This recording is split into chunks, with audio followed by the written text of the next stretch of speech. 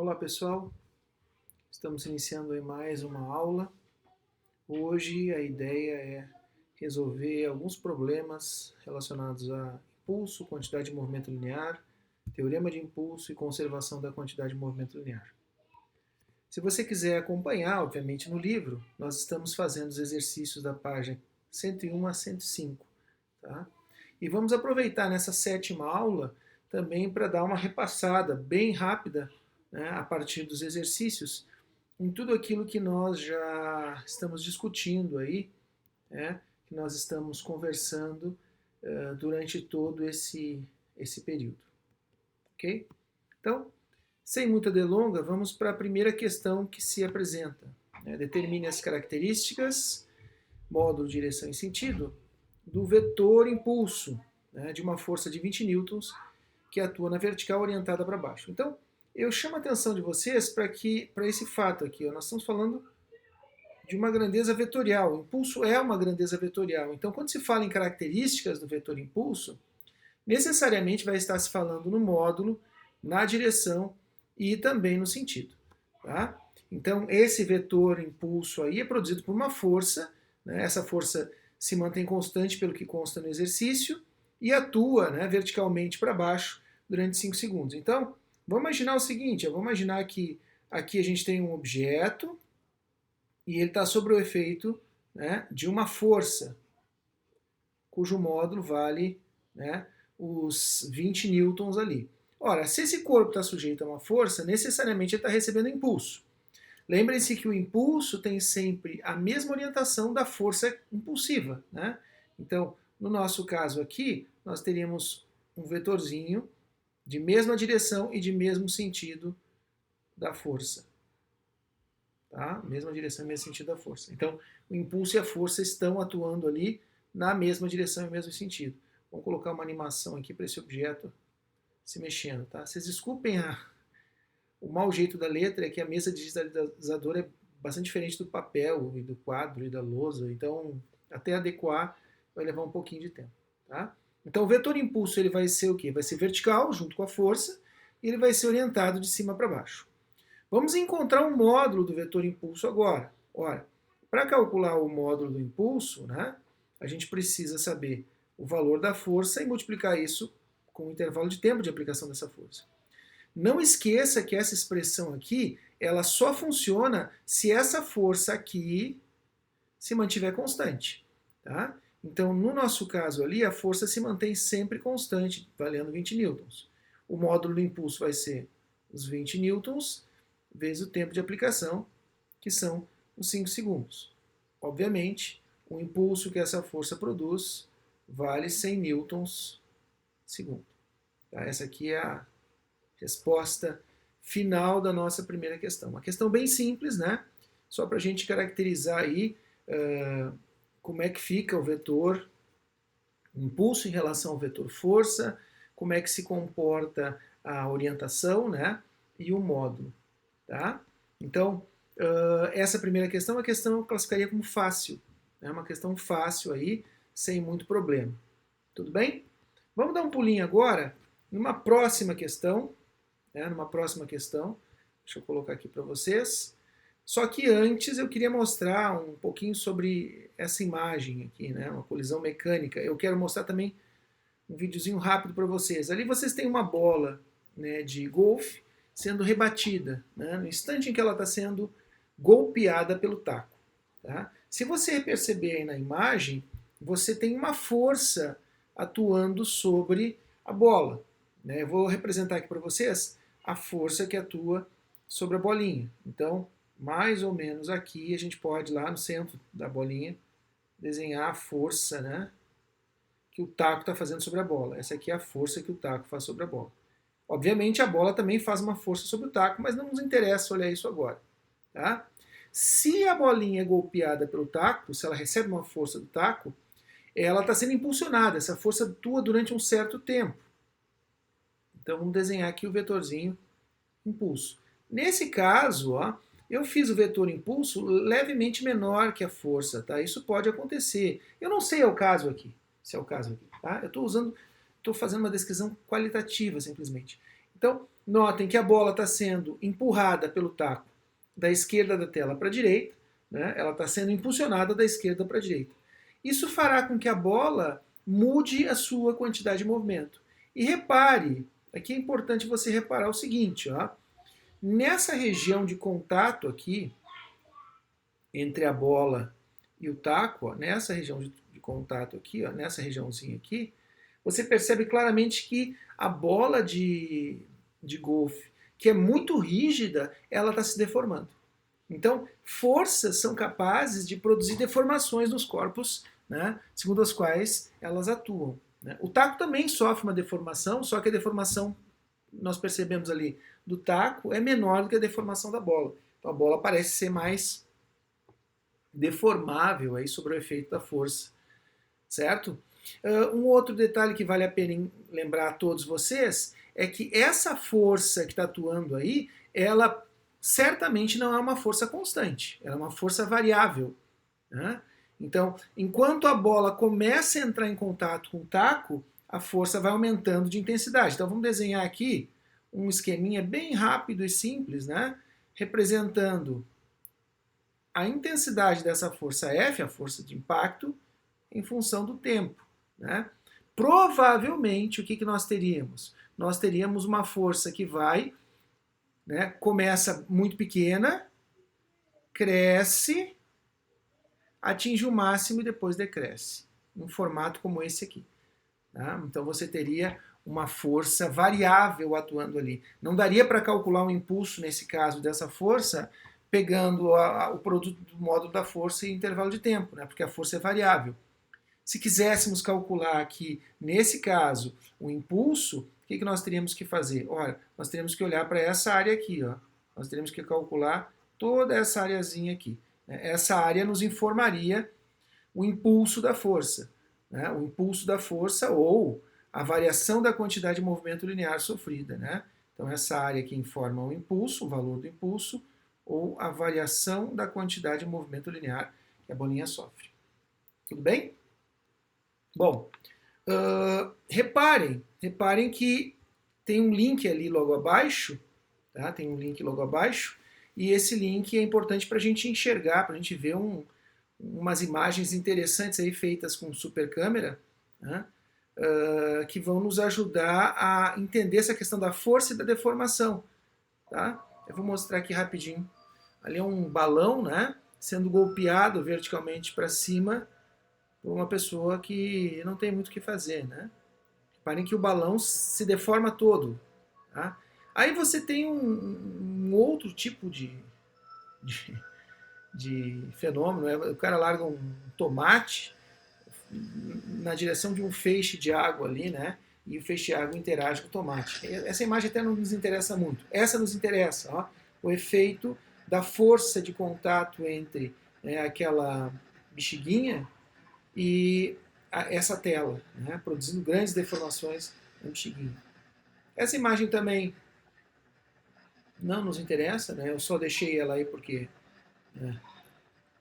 ela faz parte do vídeo. Né? Não vi nada demais nisso. Né? Aqui daria para falar um pouquinho sobre o efeito da inércia, mais diferenciais acelerados, mas isso não nos interessa agora. Tá? Mas interessante é essa imagem. Ó. O cara golpeando com um taco de beisebol uma bexiga. Ó. Olha a deformação que a bexiga sofre até o momento que ela, né, entra em colapso e estoura. Ó, vai ter um momento que ela estoura ali.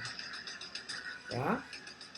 A trilha sonora, não sei porque que eles escolhem essas trilhas sonoras, né? São bastante criativos esse pessoal aí, mas reparem bem que você tem as forças produzindo deformações. Né? Então, notem, as forças elas produzem deformações e elas produzem também mudanças, podem produzir mudanças na quantidade de movimento linear de uma partícula, de um sistema de partículas. Certo? Vamos dar uma olhadinha agora na nossa próxima questão. Tá? Eu vou colocar aqui para vocês agora na tela. Próxima questão, questão 2. Questão 2. Né? Uma partícula de massa 300 gramas, em queda livre, ver as características do impulso, do peso da partícula durante 2 segundos. Tá? Então, destacar algumas coisas aqui. Primeiro, né, queda livre. Queda livre é uma expressão muito comum na física e significa simplesmente que o objeto cai sob o efeito de uma única força, força-peso. Tá? Não existe nenhum tipo de força de resistência do ar, por exemplo. A gente às vezes chama essa força de resistência do ar de arrasto. Tá? Que é as características do impulso, então a gente tem que informar o módulo, a direção e o sentido. Tá? Vamos partir de novo, né, para o desenho ali. Vamos imaginar que a nossa partícula continua sendo a nossa bolinha. Agora melhorou a bolinha, né? Está melhorando a cada quadro. Ela está sujeita a uma força. A força aqui no caso já é dada no exercício, é o peso, né? Já te dizem, ó. Tem a força peso atuando ali. Só lembrando a vocês, tá? Vou colocar o símbolo vetorial, né? Porque você sabe que força é uma grandeza vetorial. O valor da força-peso, o módulo da força-peso, a gente calcula facilmente fazendo o produto da massa e da aceleração da gravidade. Tá? Então ele manda utilizar ali a aceleração da gravidade 10 metros por segundo ao quadrado e a massa está em gramas. Então você tem que cuidar, você vai ter que transformar essa massa aqui de gramas para quilogramas, né? O que é bem fácil de fazer. Né? Não é nenhuma dificuldade, né? Se você quer transformar gramas em quilogramas, você divide por 1000, porque 1 quilograma são 1000 gramas. Então você passa a ter lá 0,300, né, quilograma. Essa é a massa que nós temos. Então a gente pode calcular o peso ali. O peso é pegar aquele 0,300 e multiplicar, né, pela aceleração da gravidade que ele nos informa ali e nos sugere utilizar 10 metros por segundo ao quadrado.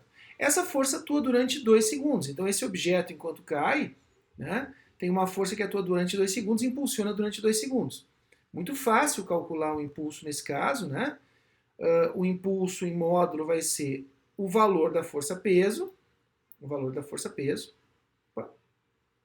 A força-peso aqui eu vou colocar entre parênteses, tá? Massa, 0,3, vezes a aceleração da gravidade, que vale 10 metros por segundo ao quadrado, 0,3 kg, né?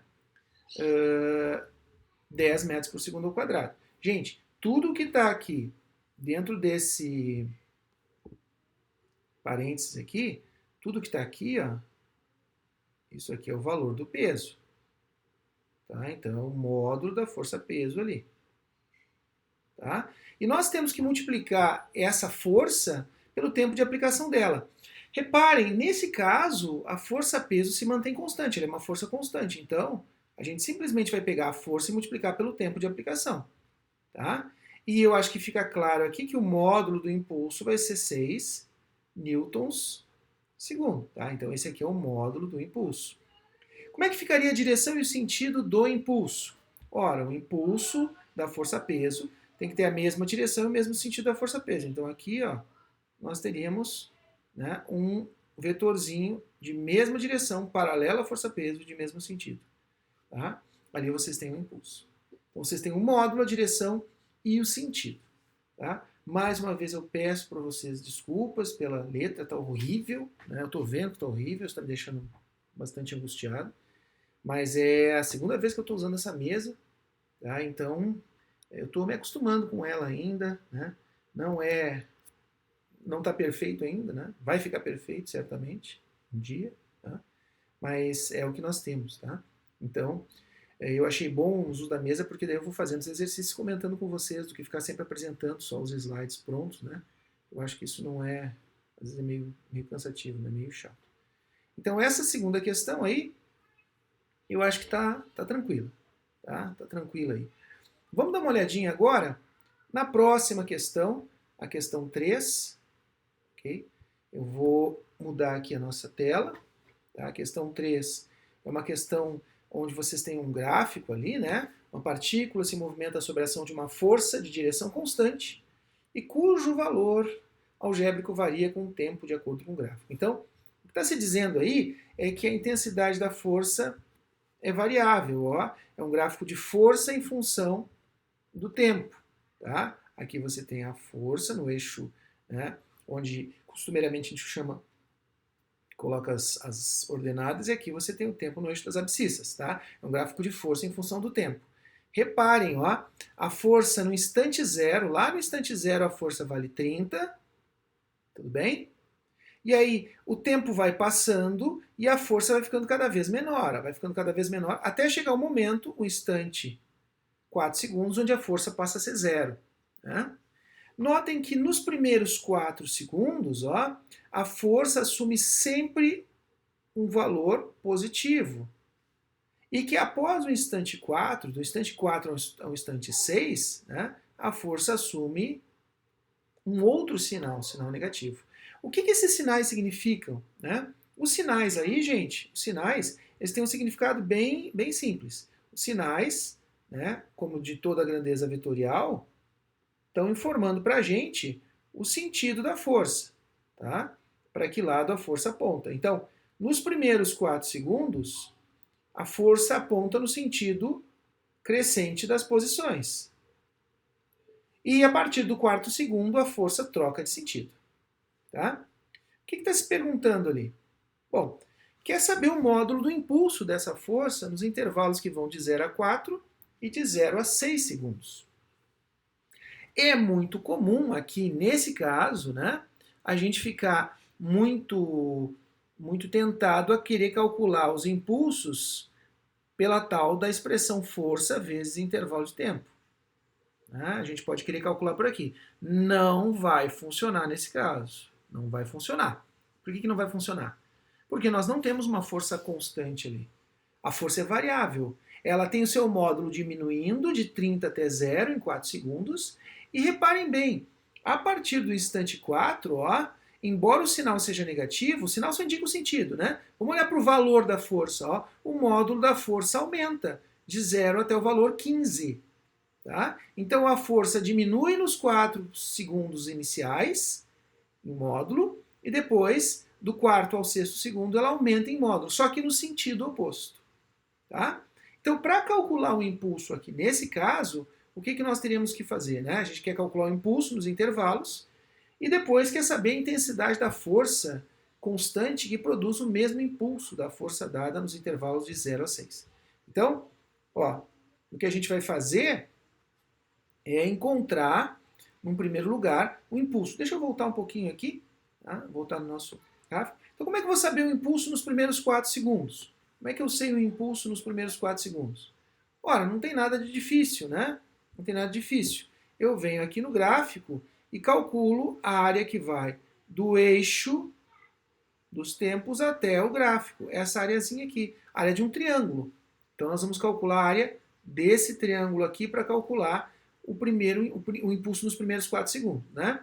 Aqui você tem uma base, lembra que a área de triângulo a gente calcula fazendo base vezes altura sobre 2, né? Isso é bem tranquilo. No nosso caso aqui a base vale 4 e a altura vale 30. Tá? Então, nós vamos calcular, nesse caso aí, o impulso nos primeiros 4 segundos, fazendo 4 vezes 30 dividido tudo isso aqui por 2. Então a primeira área nos dá 60 ali, né? O impulso vai valer 60 newtons segundos. Então eu vou colocando aqui do ladinho, ó.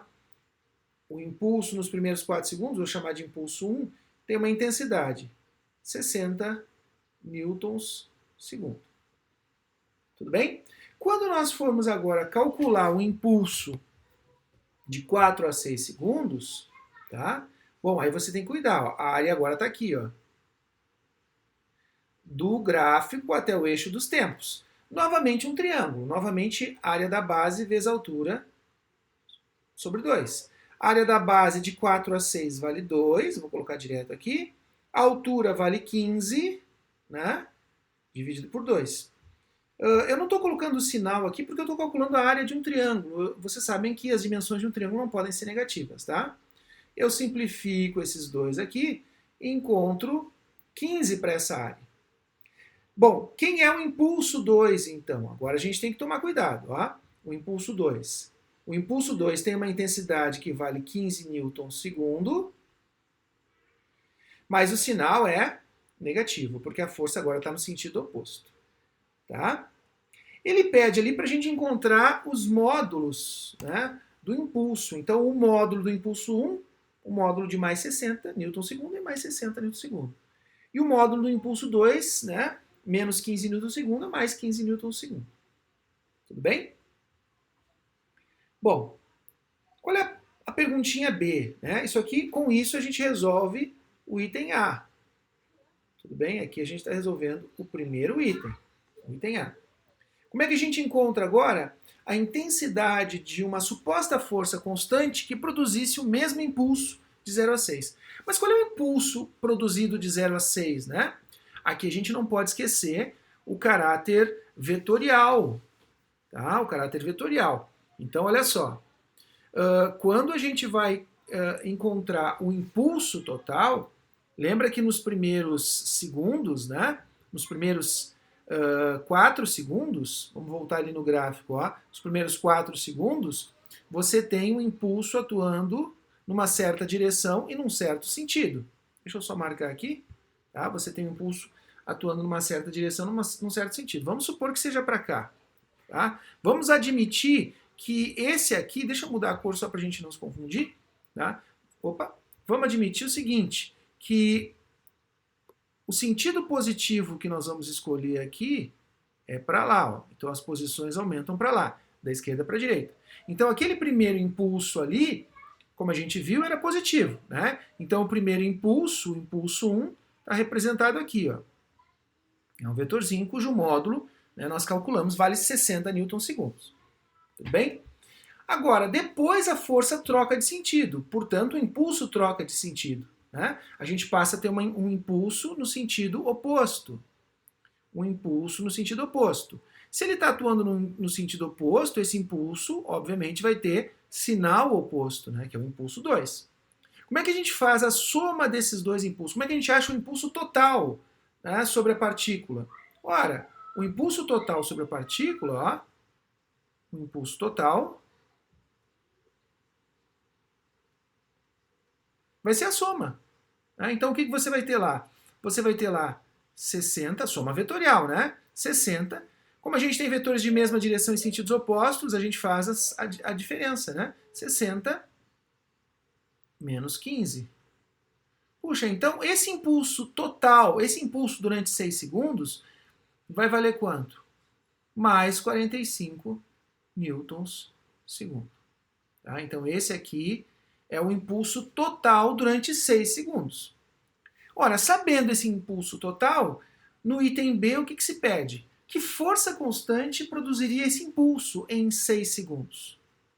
Ora, se eu quero saber a força constante que produz esse impulso aqui, de 45 newton-segundos, eu posso calcular isso, se eu estou supondo que a força é constante, pela expressão que nós vimos nas primeiras aulas. O impulso é o produto da força e o intervalo de tempo.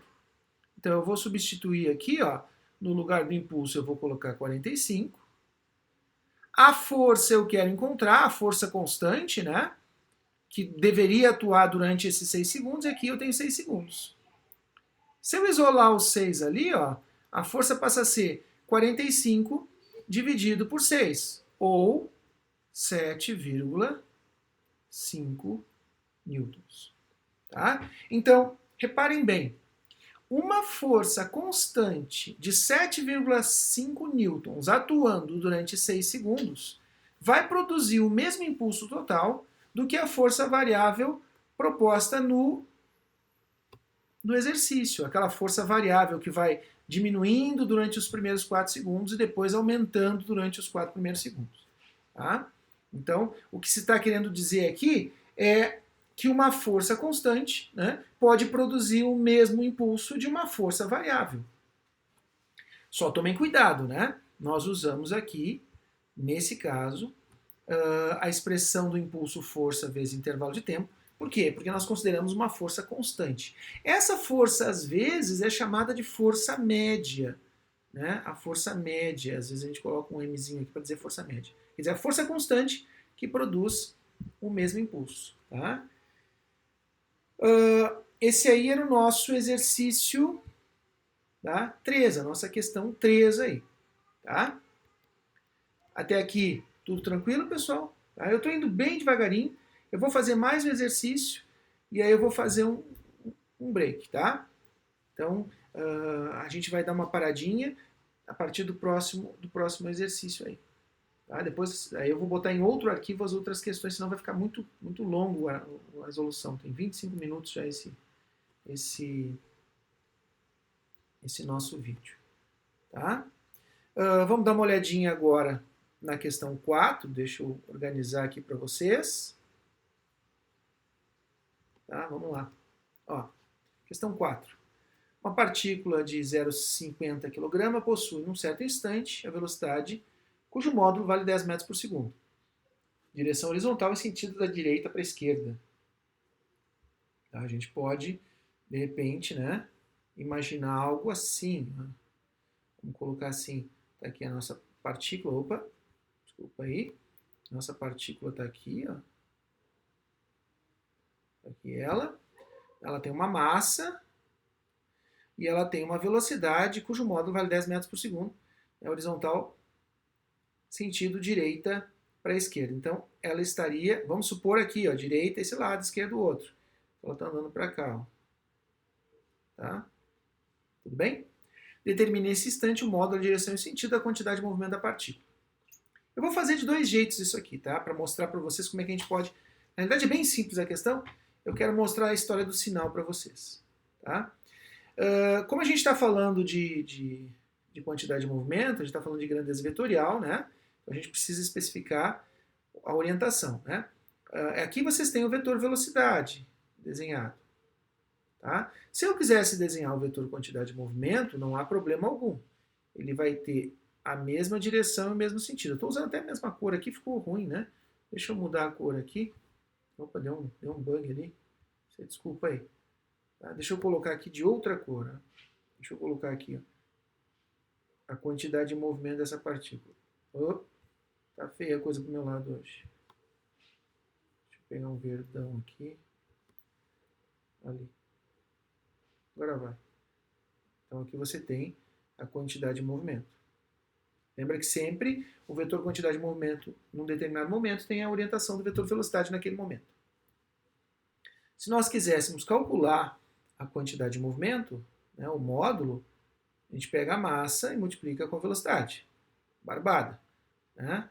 A massa ali, meio quilograma, e a velocidade 10 metros por segundo, em módulo. Tá? Estou pegando em módulo, né? Então a quantidade de movimento vai valer, adivinha quanto? 5 quilogramas metro por segundo. Aí tem a questão do sinal, né? Olha só.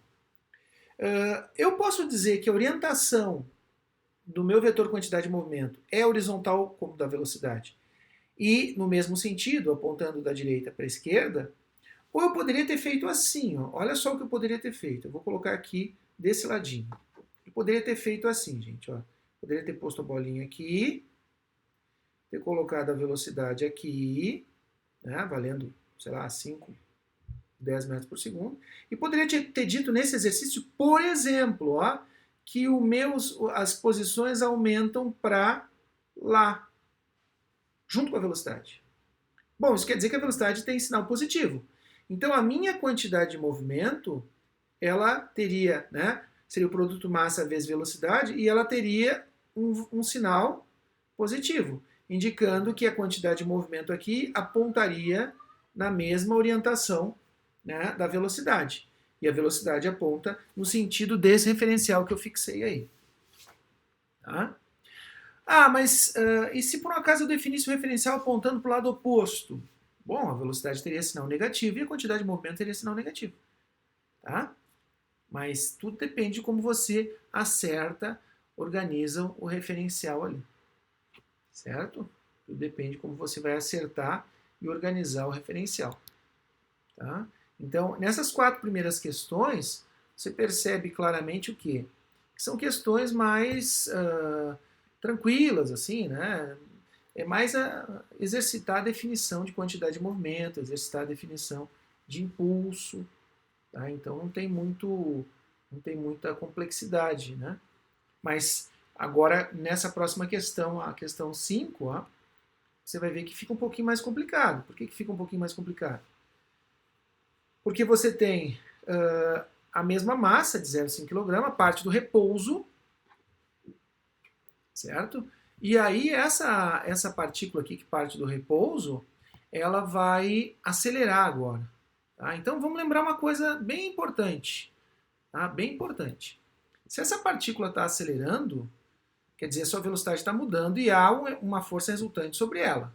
Tá? Então a gente já sabe, essa é uma consideração importante. Né? Se essa partícula acelera, se a gente tem uma aceleração para ela, isso quer dizer, bom, que a velocidade dessa partícula está mudando.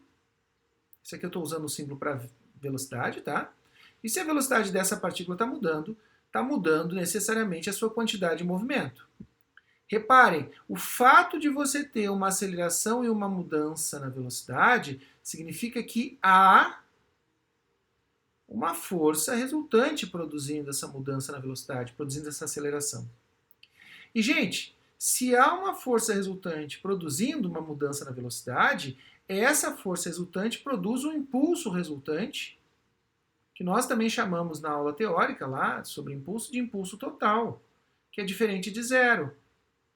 Tá? Então essa partícula está sendo impulsionada. Certo? Bom, ela está inicialmente parada, então a quantidade de movimento inicial dela é nula. Né? Vamos colocar aqui, ó. A partícula tem uma quantidade de movimento inicial Q0 igual a zero.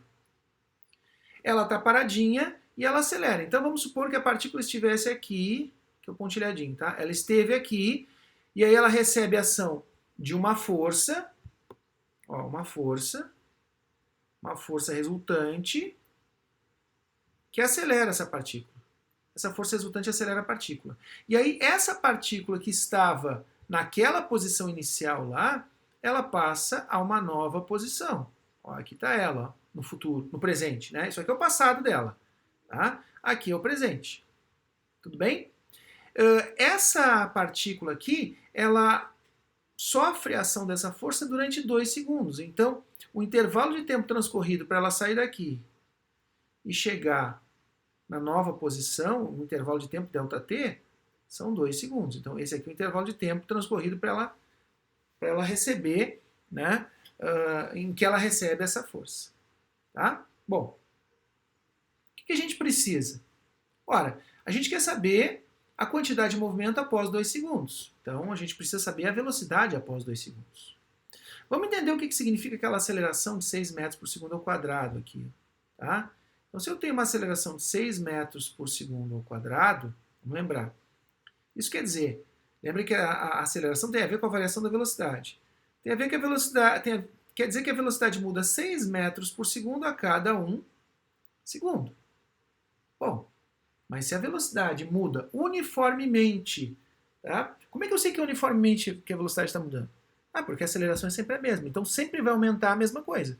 Sempre vai aumentar 6 metros por segundo a cada segundo. Então se está aumentando a cada segundo 6 metros por segundo, em 2 segundos, no dobro do tempo, nós vamos ter um aumento de 12 metros por segundo. Tá? Então a velocidade dessa partícula aqui, ao final de 2 segundos, vai ter aumentado 12 metros por segundo. Mas, gente, qual é a velocidade da partícula lá no início? Se ela está inicialmente parada, qual é a velocidade inicial dela? É zero. Pô, se a velocidade inicial dela é zero e a velocidade aumenta 12 metros por segundo, então a velocidade final vai valer 12 metros por segundo. Então, se eu quero calcular a quantidade de movimento final, eu vou pegar a massa dessa partícula e vou multiplicar pela velocidade final. A velocidade final aqui é a velocidade em 2 segundos. Então, quanto dá a quantidade de movimento final para essa partícula aqui? Ora, a massa vale, né, 0,5, se você lembrar aqui. E você tem lá a quantidade de movimento final valendo 12, a velocidade final valendo 12 metros por segundo. Então, fica 0,5 vezes 12. Gente, a quantidade de movimento final vai valer 6 quilogramas metros por segundo. Opa, já trancou aqui, segundo. essa aqui vai ser a quantidade de momento final. Tá? Então, esse exercício é um pouquinho mais complicado, por quê? Bom, porque a gente primeiro teve que entender o que significava ali a tal da aceleração. Nós tínhamos uma aceleração presente ali, uma aceleração de 6 metros por segundo ao quadrado. Então a gente precisou entender o que significava isso aqui, ó, esses 6 metros por segundo ao quadrado. A gente viu que tem a ver com quanto a velocidade aumenta por segundo. Então a gente sabe quanto aumentou em 2 segundos. Sabendo isso, né? Sabendo quanto aumentou em 2 segundos e sabendo que a nossa esferinha inicialmente estava parada, né? Inicialmente ela está com velocidade 0, né? A gente pode saber que a velocidade final então vai ser 12 metros por segundo. Tá? Bom, questão 5, então, eu acho que foi, né? Tá tranquilo.